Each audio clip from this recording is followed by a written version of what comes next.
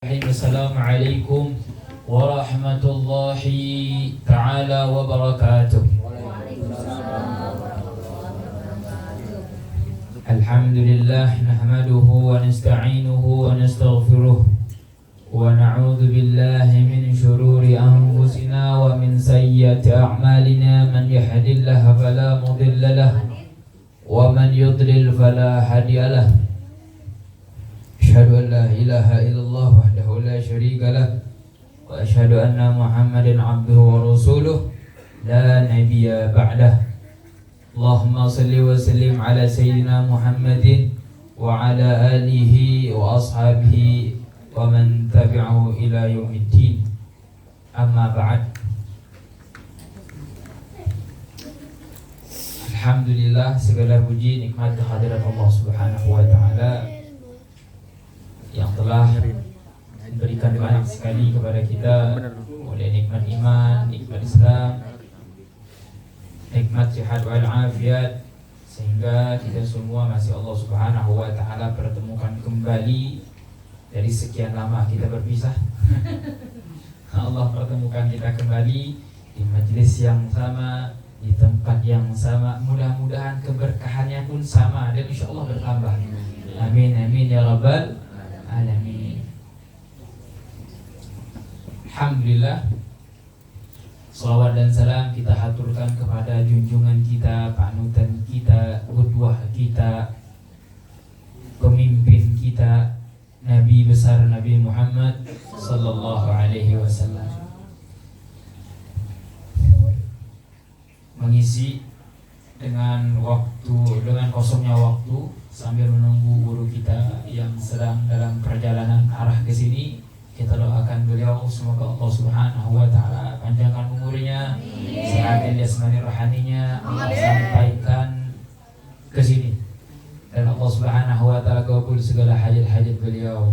Dan pertama-tama yang saya muliakan, yang saya hormati pada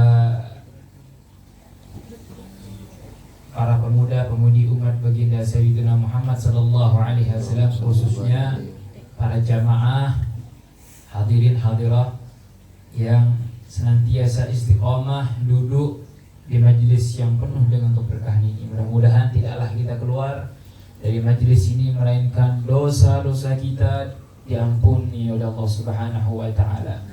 Amin ya rabbal alamin. Mempersingkat waktu, ya, mengisi waktu yang kosong di sini, Al-Fakir ingin membahas mengenai salat jamaah. Salat jamaah ini sangat penting. Mungkin sebagaimana yang kita ketahui di zaman sekarang, banyak sekali daripada teman-teman kita yang terpecah belah karena adu domba ujian, yang dimana kita yang istiqomah duduk di majelis ilmu, istiqomah duduk di majelis taklim, yang memiliki ilmu, yang memiliki pondasi, jangan sampai kita terpengaruh oleh asutan-asutan setan-setan di luar sana. Nah, itulah pentingnya kenapa kita harus menuntut ilmu, karena ilmulah yang akan menuntun kita, ilmulah yang akan bisa membedakan mana yang hak, mana yang batil. Ilmu yang akan menjadi penghadang, pembatas antara kita dengan kebatilan, antara kita dengan kesesatan. Ilmu itu bagaikan pelita yang akan menunjukkan kepada kita mana jalan yang benar. Nah, maka oleh karena itu jangan sampai kita jauh dari majelis taklim. Kita tabur terus sumbu-sumbu yang telah kita hidupkan selama ini, ya, dengan seringnya kita duduk di majelis taklim. Karena nih obor itu kan ada sumbunya dan ada minyaknya. Kalau sumbu gak ada minyaknya, kira-kira hidup gak? Nah, kita ini udah punya sumbu nih masing-masing, bahkan udah ada minyaknya dikit-dikit. Nah, jangan sampai obor yang selama ini kita hidupkan itu padam dengan kita gak istiqomah di majelis taklim. Duduk di majelis taklim itu kita nyari bensinnya, ya, biar semakin terang tuh obor. Kalau semakin terang, semakin jelas mana yang hak, mana yang batil. Bisa dimengerti ya? Nah, jadi ana ingin menjelaskan terlebih dahulu mengenai hukum berjamaah. Mungkin yang pernah taklim di Tajul kemarin udah mendengarkan apa yang ana paparkan dan apa yang ana jelaskan mengenai keutamaan sholat berjamaah. Cuman itu nggak semua, ada sebagian yang tidak ana jelaskan karena memang tepet sama waktu. Nah, terutama ana ingin menjelaskan di sini mengenai hukum berjamaah. Apa hukum berjamaah itu? Wajibkah, sunnahkah, mubahkah, makruhkah, wajibkah, haramkah, apalah? Ya, kita nggak tahu tuh. Maka di sini kita bahas. Nah, di sini di dalam kitab Taqriratus Sadidah. Di dalam kitab Taqriratus Sadidah ini hukum sholat jamaah. Tahu jamaah kan? Bukan Jumat ini, jamaah. Nah, anak ingin ngasih tahu dulu. Jamaah itu apa? Jamaah itu secara kacamata syariat itu adalah Rabtu salatil ma'mum bi salatil imam. Ikatan antara salat imam sama makmum atau sebaliknya. Itu ikatan tuh. Itu namanya berjamaah.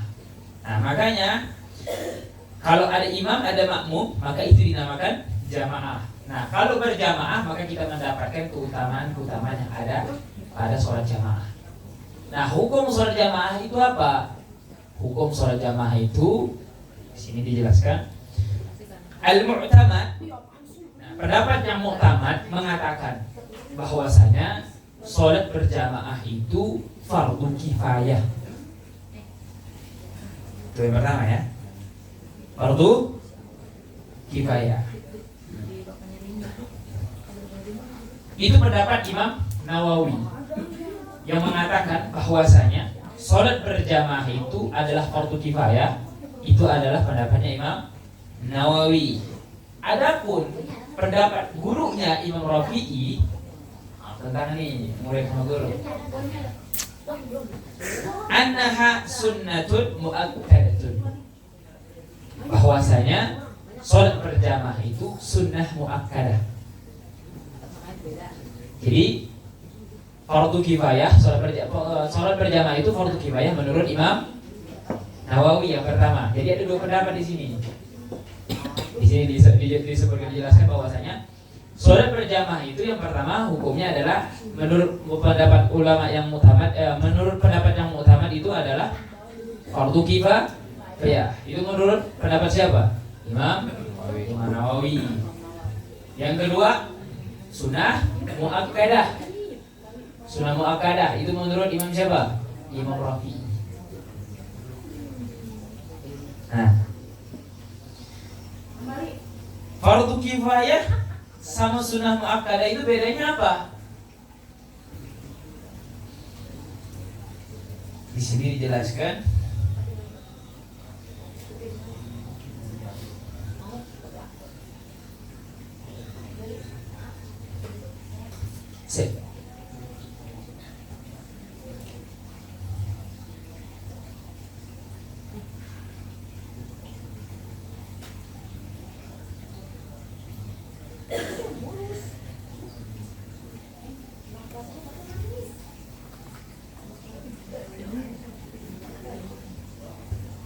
Saya tidak.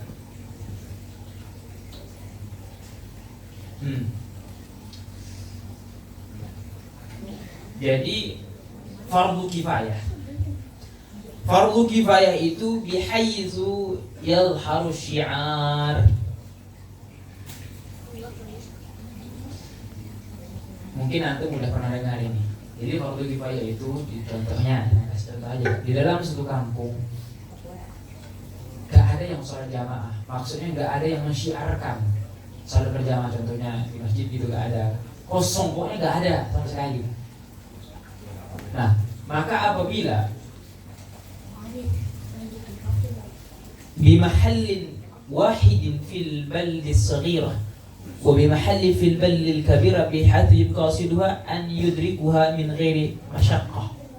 Nah, apabila di dalam satu kampung itu tidak ada yang melaksanakan sholat jamaah, maka dia sudah pasti berdosa, dibunuh, tidak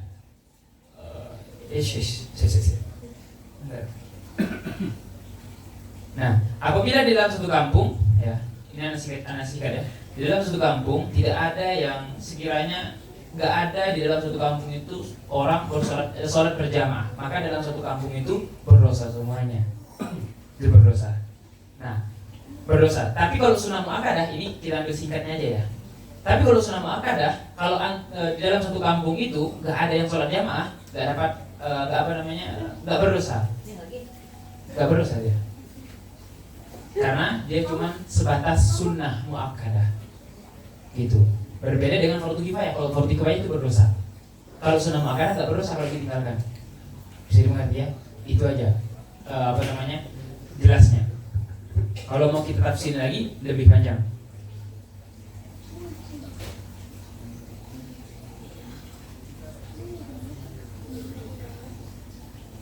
Nah,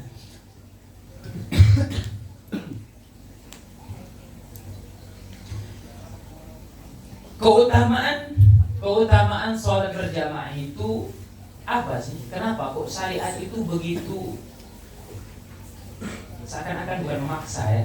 Ya seperti itulah. Seakan-akan menuntun kita itu tuh harus jamaah kalau sholat itu.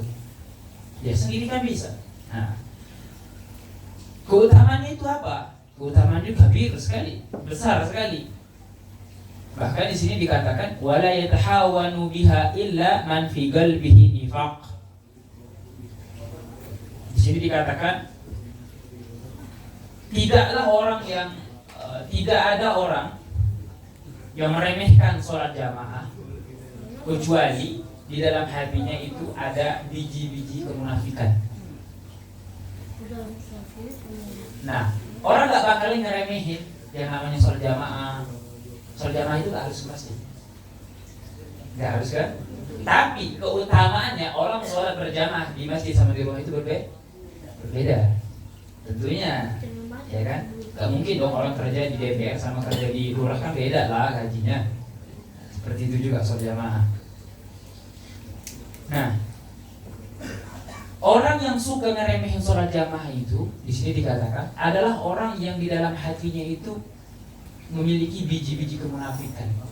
Jadi antum bisa tahu itu orang kalau malas sholat jamaah nih, ada tanda-tanda kemunafikan di dalam hatinya dia. Ya kan? Iyalah, kenapa? Ente cinta sama Rasulullah, cinta. Sholat jamaah kagak. Dari mana letak cintanya? Yang namanya cinta itu mengikuti jejak orang yang dicintai, bukan? Rasulullah itu senang bersolat berjamaah. Sementara kita yang mengaku cinta kepada beliau membelakangi sholat jamaah. Nah, ini kan kacau. Dan juga di dalam hadis dikatakan bahwasanya inna sholatal jamaah, bahwasanya sesungguhnya sholat jamaah itu ta'dilu 25 min sholatil fadzi. Bahwasanya sholat jamaah itu orang yang sholat jamaah itu setara dengan 25 kali orang sholat sendiri. Setara. Ya, antum sholat 25 kali sholat, dibandingkan 25 kali nih dibandingkan orang sholat berjamaah sekali, itu udah setara. Jadi antum gak perlu mendapatkan keutamaan yang begitu wow dengan capek antum sekali aja sholat dengan berjamaah, antum bisa menyetarai mereka yang sholatnya sehari wow banget gitu loh. Nah, keutamaannya, faedahnya itu kasir, banyak sekali. Di antaranya al-'itqu wa najah minan nar. Yang pertama al-'itqu, jauh dan selamat dia dari api neraka. Jadi pertama, keutamaan faedah orang yang menjaga sholat jamaah itu yang pertama ada al-'itqu wa najah minan nar. Selamat ya, terjauh dan terselamatkan dari api neraka jahanam. Balik lagi ke diri antum masing-masing. Kalau antum kuat sama api neraka, terserah antum itu. Boleh antum ninggalin sholat jamaah. Dosa ninggalin sholat jamaah kagak. Ini kan mempermudah antum, mempermudah kita buat masuk surga gitu. Kita ini sholat mana yang mau kita andalkan? Emang udah pasti sholat kita diterima semua? Enggak kan? Entah kita masuk surga bukan karena amal ibadah kita, ya kan? Itu yang pertama. Al-'itqu wa najah minan nar. Jauh dan selamat dan diselamatkannya kita dari api neraka jahanam. Itu yang pertama. Jangankan api neraka jahanam ya, api Tangerang aja, matahari Tangerang aja, panas banget. Apalagi Ciputat sana, ya Allah. Itu yang pertama. Yang kedua, as-salamah minan nifaq. Selamat dari pada nifaq, kemunafikan. Jangan sampai antum itu munafik doang ya. Orang munafik itu fidarkil asfal minan nar, di neraka paling bawah tempatnya. Antum mau tuh di kerak-kerak neraka itu. Di kerak-kerak neraka di situ tuh tempat orang-orang munafik itu. Makanya bagaimana caranya agar kita selamat dari itu? Ya sholat jamaah. Gampang sebenarnya masuk surga itu. Gampang sebenarnya terjauh dari api neraka itu. Tapi kita dibatasi oleh diri kita sendiri. Yang ketiga, qabulus salat. Allah pasti terima salatnya. Allah pasti terima salatnya. Kenapa? Karena di sini dijelaskan. Nah, min fawaid salatil jamaah anna al-miyah al-qalilah idza ijtama'at la tahmilu najasah. Antum tahu air yang sedikit? Air yang sedikit itu air yang kurang dari 2 kula. Air yang kurang dari 2 kula, bila terjatuh najis, langsung najis. Gak ada toleransi itu. Langsung najis tuh seketika. Kalau airnya kurang dari 2 kula atau yang dinamakan air sedikit. Tapi kalau air yang banyak, air yang lebih dari 2 kula lebih, ketika terjatuh najis. Kira-kira air laut kejatuhan bangkai najis kayak gitu? Air sungai najis gak? Kenapa? Karena airnya seperti itu pun salat jamaah. Antum kalau sholat sendiri, emang antum sudah bisa memastikan rukun-rukun sholat antum itu udah benar semua, syarat-syarat sholat itu udah benar semua. Kalau nggak benar ya nggak sah dong. Banyak kekurangan ya ini. Seperti air yang sedikit itu. Ketika ada kekurangan langsung gugur semuanya. Tapi kalau sholatnya banyak, maksudnya banyak di sini berjamaah, mungkin banyak di antara kita rukun-rukunnya tidak terpenuhi, wudunya masih tulang kambing gitu loh. Tapi tetap Allah terima, bukan karena sholatnya kita, tapi karena jamaahnya. Nanti di sini dijelaskan. Seperti itu, bisa dipahami? Nah.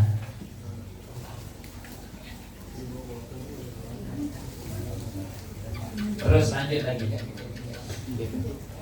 Yang keempat, maghfiratuz dzunub. Di antara keutamaan orang yang menjaga sholat jamaah adalah Allah hapuskan dosanya, Allah ampuni dosa-dosanya. Kita sadar diri, kita sering maksiat, siang sore malam maksiat. Berapa juta kali kita maksiat dalam sehari?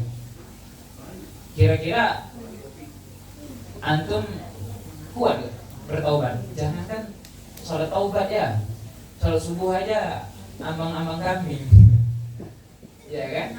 Ini dikasih simple sama Allah Subhanahu Wa Taala, dikasih saran sama ulama. Ente kalau ente ini udah banyak dosa, ya, ente udah banyak maksiat, udah banyak salah, cukup sholat jamaah, ampuni dosa ente.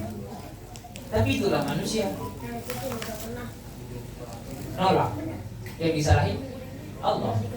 Kayak gitu. Kalau dosa kita sudah dihapus ya oleh Allah Subhanahu, sudah dihapus sama Allah Subhanahu wa taala, semuanya lancar. Lancar semuanya. Allah akan permudah. Yang membatasi kita dengan rezeki kita, maksudnya bikin macet rezeki itu ya dosa kita. Yang bikin segala-galanya itu sempit, sulit, itu semuanya dosa. Makanya gak ada hak bagi pendosa untuk mengeluh kepada Allah. Yang berbuat dosa siapa? Kita. Berarti kita harus nyalahin siapa?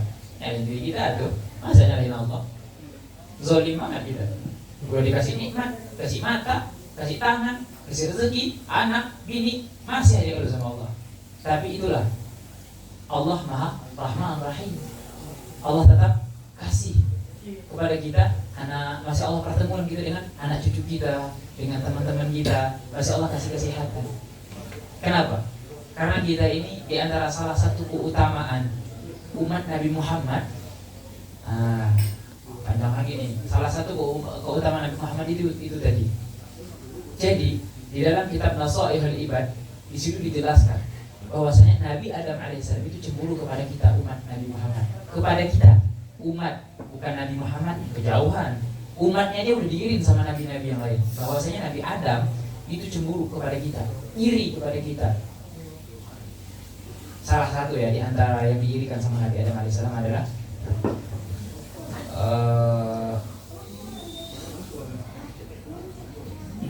aku, kata Nabi Adam, berbuat satu kesalahan, Allah Subhanahu wa taala jauhkan diriku atau Allah pisahkan aku dengan keluargaku, yakni istriku Hawa. Hanya karena satu kesalahan Allah pisahkan aku dengan istriku. Sementara umat Nabi Muhammad kita, mudah-mudahan kita diakui sebagai umat Nabi Muhammad. Kita umat Muhammad, kata Nabi Adam alaihissalam, mereka siang, sore, malam, jutaan ribuan kali bahkan dia bermaksiat kepada Allah. Tapi tetap Allah gak pisahkan mereka dengan anak cucu mereka, dengan anak-anak mereka, dengan keluarga-keluarga mereka. Bisa bayangkan itu? Itu hanya Allah berikan kepada kita sebagai umat Nabi Muhammad. Kita bermaksiat dalam keadaan telanjang. Aku berbuat maksiat dalam keadaan bertutupan, kata Nabi Adam, berpakaian. Allah buka. Umat Nabi Muhammad, mereka berbuat maksiat, berzina dalam keadaan telanjang, tidak menutup aurat, masih tetap Allah kasih pakaian. Kurang istimewa apa kita? Ya kan? Dan kita harus wajib syukuri nikmat-nikmat itu semua. Jadi itu ya. Yang keempat, maghfiratuz dzunub, diampuni dosa kita. Bagi siapa? Bukan kita aja ya. Kita yang menjaga sholat jamaah. Dulu orang-orang zaman dahulu, mereka itu ketika ingin bertaubat, dosa mereka ingin diampuni oleh Allah Subhanahu wa taala, mereka cari tebing yang tinggi, loncat, mati, baru diterima taubatnya. Baru diterima, dihapuskan dosanya. Kita tak sampai seperti itu. Enggak. Dimanapun kapanpun taubat, Allah terima, masuk surga. Nah, jadi masuk surga itu gampang. Yang mempersulit itu diri kita aja. Balik lagi dosa kita yang mempersulit itu semua. Yang kelima adalah al-ajrul azim. Kita mendapatkan pahala yang begitu besar dari Allah Subhanahu wa taala. Nah, di sini Anda baru jelaskan mengenai keutamaan sholat jamaah. Ada satu kisah yang menarik dari Al-Habib Umar bin Abdurrahman Al-Attas. Lama mata ba'du awladihi radhiyallahu an aqbala an-nas 'alaihim bi ta'ziyah. Al-Habib Umar bin Abdurrahman Al-Attas itu pengarang kitab datuknya Al-Attas, datuknya Habaib yang paham Al-Attas. Nah, ini kakek beliau, kakek-kakeknya mereka. Yang pengarang kitab Ratib Al-Attas. Nah, ini beliau nih, Al-Habib Umar bin Abdurrahman Al-Attas. Jadi suatu ketika beliau ini banyak anaknya. Di antara salah satu anak beliau itu ada yang meninggal. Orang pada takziah dong. Oh ya, itu takziah. Kemudian beliau ini kayak orang keheranan sebenarnya. Heran. Kemudian bilang ke orang-orang yang datang ke beliau itu, ma ahwana musibatid din adakum. Betapa rendahnya musibah agama menurut kalian. Terus dilanjutkan sampai, wallahi, demi Allah kata beliau, lau fatatni salatul jamaah lam yu'azzini minkum ahadan. Kata beliau, demi Allah, kalau seandainya aku meninggalkan sholat jamaah, tidak ada salah seorang dari kalian yang mentakziahiku. Jadi ada orang takziah datang buat takziahin anaknya itu. Kemudian beliau bilang gini, heran, betapa rendahnya musibah agama menurut kalian. Kan orang-orang datang itu karena menganggap bahwasanya meninggalnya seseorang itu adalah musibah agama yang paling besar. Sehingga beliau bertanya seperti itu. Kemudian beliau lanjut lagi, wallahi law fatatni salatul jamaah la yu'azzini minkum ahadan. Demi Allah, kalau seandainya aku meninggalkan sholat jamaah, tidak ada salah seorang di antara kalian yang mentakziahiku. Maksudnya apa? Yakni annaha law fatat kana fawaduha ashad min mautil waladi alladhi tu'azzunani bi mautihi. Maksudnya apa? Maksudnya adalah bahwasanya meninggalkan sholat jamaah, ya, itu lebih dahsyat, lebih besar musibahnya daripada kematian seorang anak yang kalian mentakziahiku sebab kematiannya. Jadi ada musibah yang lebih besar daripada kematian seseorang. Apa itu? Ketika seseorang meninggalkan sholat jamaah, kata beliau. Musibah besar. Apa yang mau kita harapkan? Sholat kita, belum tentu sholat kita diterima. Bagaimana caranya? Ini syariat ngasih apa namanya? Ngasih saran. Ad-dinu yusrun, agama itu mudah tapi jangan dipermudah. Begitu. Apa sih sholat jamaah sebentar doang? Gimana nih paling ada? Jangan imam-imam yang itu 10 menit. Iya kan? Sholat jamaah, jaga sholat jamaah kita. Jangan sampai kita jauh. Nah, jadi kalau kita ingin bersatu, itu balik ke individu masing-masing. Kalau semuanya pengen benar, pengen baik, jaga sholat jamaahnya. Apapun itu, dalam hal apapun itu, terutama dalam hal kebaikan. Semut kecil ya, kecil kan? Tapi dia bisa ngebunuh cicak. Bisa dipikul sama semut. Cicak segede itu dipikul sama semut sekecil itu. Kenapa mereka bisa? Karena mereka berjamaah. Kita bisa nggak masuk surga? Bisa banget. Kalau antum bisa jaga sholat jamaah antum. Sholat jamaah ini membangun. Yang namanya membangun itu kompak, harus sama. Gak bakalan terbangun sebuah gedung yang besar, yang mewah, yang indah dan menawan, kecuali di situ ada kesepakatan atau ada kekompakan antara batu, semen, air, pasir, ya kan?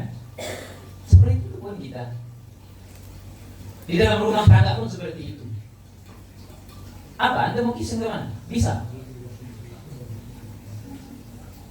Dalam rumah tangga, yang namanya rumah tangga itu membangun rumah tangga. Bagaimana cara rumah tangga kita ini sakinah, mawaddah, warahmah, menjadi rumah tangganya Rasulullah? Ya dibangun. Yang namanya bangun itu bersama-sama, bareng-bareng. Bukan hanya suami, bukan hanya istri, tapi dua-duanya. Biar tercipta anak yang soleh dan soleh. Bisa mengerti ya? Nah, ini estimasi waktunya sampai jam berapa?